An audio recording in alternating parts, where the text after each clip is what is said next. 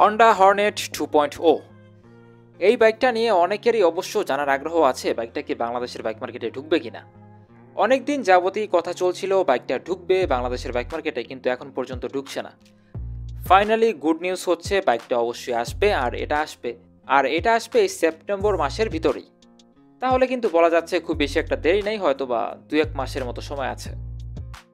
অনেকেরই পছন্দের তালিকায় বাইকটা রয়েছে, কারণ 160cc সেগমেন্টে হন্ডা হর্নেটের যে বাইকটা ছিল, মানে এখনও আছে, ওই বাইকেরও কিন্তু জনপ্রিয়তা বেশ।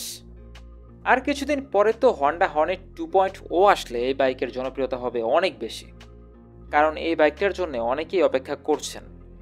এখন বাইকের স্পেসিফিকেশনে কী কী থাকবে এবং বাইকের এক্সপেক্টেড প্রাইস কেমন হতে পারে, সব কিছুই জানতে পারবেন আজকের এই ভিডিওতে। বাইকটার ইঞ্জিন ডিসপ্লেসমেন্ট হচ্ছে 184.4 সিসি। বাইকটার ইঞ্জিনে থাকবে 4 স্টক সিঙ্গেল সিলিন্ডার। বাইকটা থেকে আপনি পাওয়ার এবং টর্ক ডেলিভারি ক্ষমতা আপনার এক্সপেকটেশন অনুযায়ী পাবেন। এই বাইক থেকে আপনি ইনিশিয়াল পাওয়ার তো পাবেনই, কারণ বাইকের থ্রোটল রেসপন্স যথেষ্ট ভালো। বাইকটা থেকে আপনি সর্বোচ্চ গতি পাবেন 135 থেকে 36 কিলোমিটার পর্যন্ত। যদিও বাইকটা 184 সিসি, বাইকের ইঞ্জিনের সাথে তো আর বাইকের টপ স্পিড ডিপেন্ড করে না। যে বাইকের সিসি বেশি থাকলেই বাইকের টপ স্পিড বেশি হবে এরকমটা না। এই বিষয়টা আমি আশা করি অলরেডি আপনারা সবাই জানেন। 5টা গিয়ার থাকবে বাইকে, যেহেতু এটা একটা কমিউটার বাইক। বাইকের আকর্ষণীয় বিষয় হচ্ছে বাইকটাতে ইউএসটি ইউজ করা হবে, আর এটা হবে গোল্ডেন ইউএসটি, যেটা দেখতে বেশ প্রিমিয়াম। আর বাইকের পেছনে থাকবে মনোশক।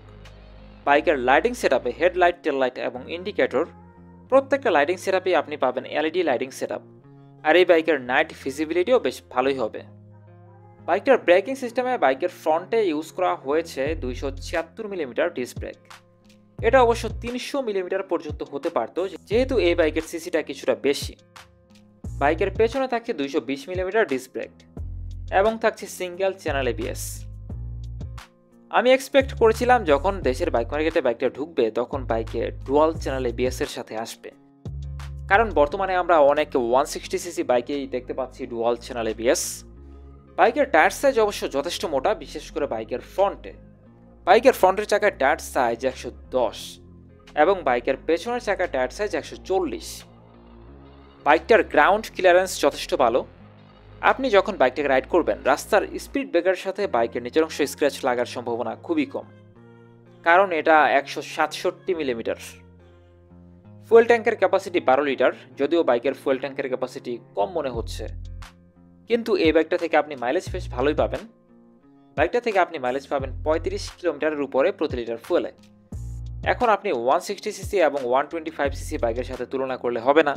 এই বাইকের সিসি যেহেতু বেশি, বাইকের মাইলেজ তো কিছুটা ড্রপ করবেই। সম্পূর্ণ বাইকটার ওজন 142 কেজি।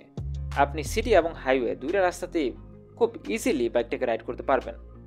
তবে বাইকের রাইডিং সিটের উচ্চতা কিছু মানুষকে হতাশ করতে পারে, কারণ এই বাইকের রাইডিং সিটের উচ্চতা একটু বেশি।